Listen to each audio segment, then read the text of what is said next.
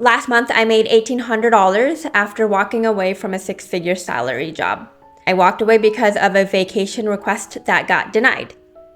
Yep, you heard that right. I left a very lucrative job to make so much less. So we're doing a budget video because I want to show you exactly where every dollar of that $1,800 that I made is going and why I'm pulling nearly $1,000 from savings to maintain my lifestyle and how I'm still living my values even when the math really doesn't add up just right now. And there were some mistakes that happened, many mistakes that happened that we'll go into a little bit more and involve the credit card company and me being way too focused on studying and fees were incurred. All right, so if you are new here, my name is Wahida. I am a girl who worked in wealth management. And here's what happened. Earlier this year, I was working in my wealth management job and I asked for time off. Then they said no, so I decided to take a permanent vacation instead.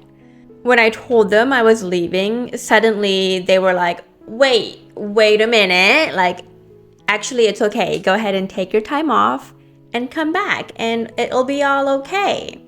Originally, they said, no, I couldn't take the vacation because it was during tax season. And they're like, no, we need all hands on deck. And I get it, whatever. But I also really value my time off and time with family and friends. And this was a vacation that couldn't be flexible with dates. When they offered me the vacation and allowed me to stay and work, I was just like, what the hell? Like, where was this energy before? But I still said no to them. I'd already accepted a part-time copywriting contract job with a fintech, and I wasn't about to tell my subconscious that we couldn't trust our decisions. Like, absolutely not. Now, I know I'm in an extremely privileged position to walk away from that income. And that privilege, I want it for you too. That's why we're here. Let's get our money in order, okay? So this is my first budget with me video, and I'll be doing these monthly. And as you know from my previous videos, if you've been around, especially my Steal My Paycheck Routine video, I haven't budgeted line by line like this in years. I value automation and I automate my money as much as possible, and it saves me so much time. And I hate budgeting in the traditional sense, but because my income is so variable right now, like I'm working a part-time contract job, my hours aren't set. Some months I might not make enough and will need to dip into savings. In the last few months, I've had to dip into savings in the thousands, right? So I'm temporarily abandoning my automation for total transparency. Like, I need to be zoned in on what's coming in and what's going out. So here I am doing something I haven't done in literal years, tracking every single dollar. Let me show you exactly where it all went this month. All right. Let's start with rent. So rent is, for me, $835. Oh, we live in a one-bedroom apartment, me and my partner. Our rent is normally $2,500, and we're in the Bay Area in Oakland, and I pay $1,000 and he pays $1,500. But currently for 5 months, our common area, so like the pool and the terrace area, is being renovated, so we can't use it. So I negotiated a discount for that.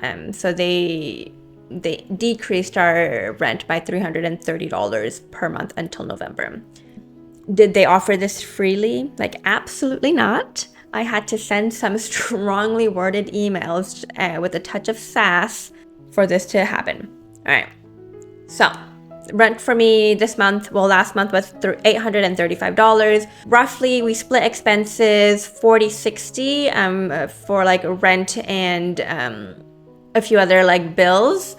But realistically, if I look at it in a total sense, my partner probably is covering 70% of the cost when you're looking at car cost and like date nights.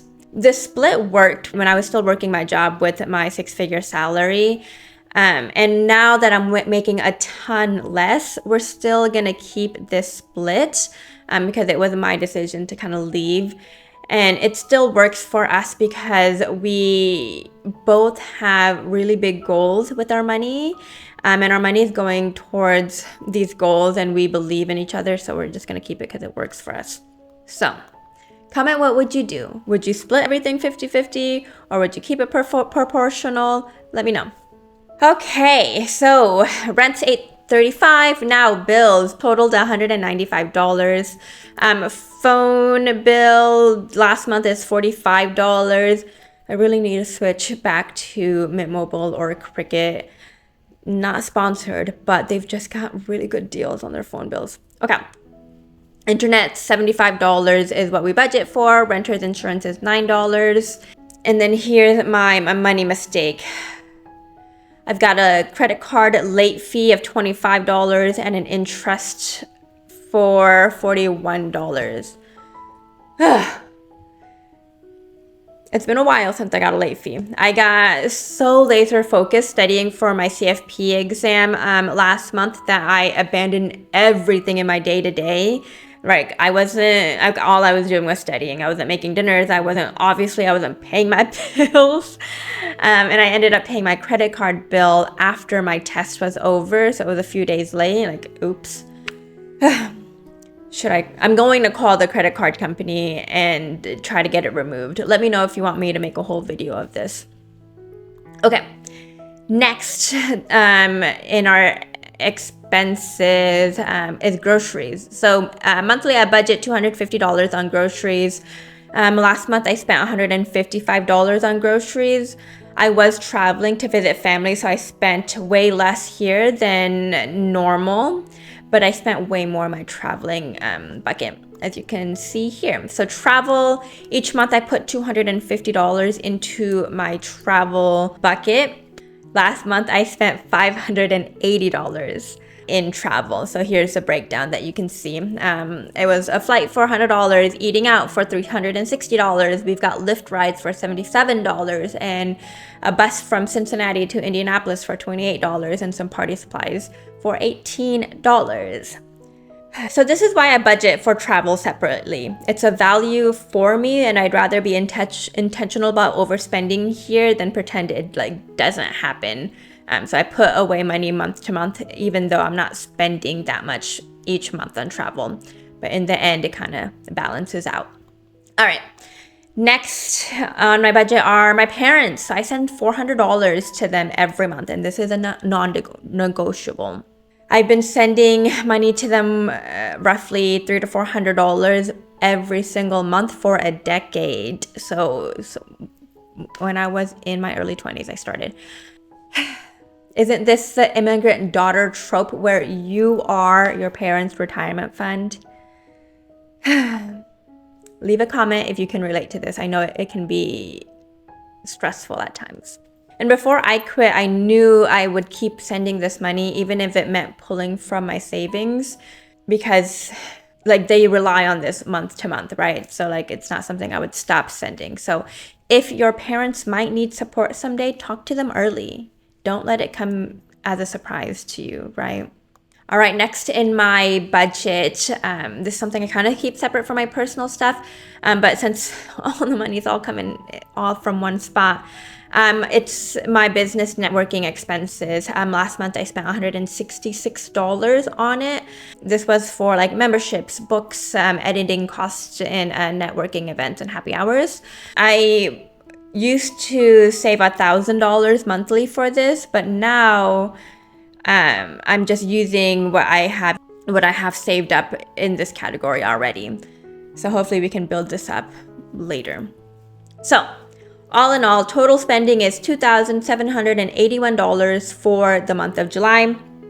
Income is $1,842. So the difference is negative $939. So we pulled nearly $1,000 from our savings this month. And that doesn't include the opportunity cost from the thousands of dollars I used to save monthly when I was working in wealth management, right? So it's a lot It's a lot less money coming in, but right now it's okay for right now. So here's the thing. I have the privilege of choosing less money right now. I have savings, I have a very supportive partner, and I have skills that transfer industries. Okay? This privilege, I want it for you. I truly do. I want this privilege for you. That's why I'm sharing this like shit show of like my money situation right now, right? Because having this time freedom meant that I could float down the Colorado River through the Grand Canyon for a week, completely off grid. And after I took that vacation that caused me to leave my job, I spent 2.5 months studying. I spent 450 hours studying for my CFP exam. I felt like I was losing my mind a bit during the process. Like I literally microwaved a spoon for 20 seconds. Oof. I hope my landlord's not watching. My vision was getting blurry. Like I would have to like look outside and just like try to like reset my vision. It got bad, but I passed. I'm so thankful I passed. Like, I'm never taking that test again or taking a test like that again. All right. Ooh, I got a meeting. And the same day I passed, I flew to Cincinnati to celebrate my sister's birthday. I spent over a week in the Midwest just hanging out with friends and family. It was so great. It was so perfect. Now, I have the credentials to manage money for the wealthiest 1% in America.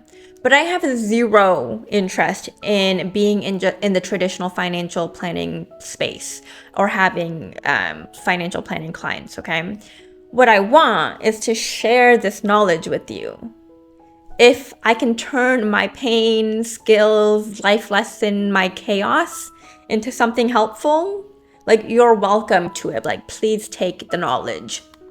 The privilege of choosing less money temporarily, it's not just about having savings. It's about building skills, systems, confidence that gives you options. So that's my July mess for ya. Super messy, intentional, values driven, even when the math doesn't really math. Next month, I'll show you if my income goes up, if I get that credit card fee removed, and whether I stick to my grocery budget or not. So if you're into this kind of video, the messy values-based budgeting, if you're navigating your own soft girl era, but you know the importance of a budget, stick around. We're gonna have more. Subscribe for a monthly budget breakdown, and I will see you next week. All right, bye loves. Okay, now I am 2 minutes late to a meeting. All right, gotta go. Bye.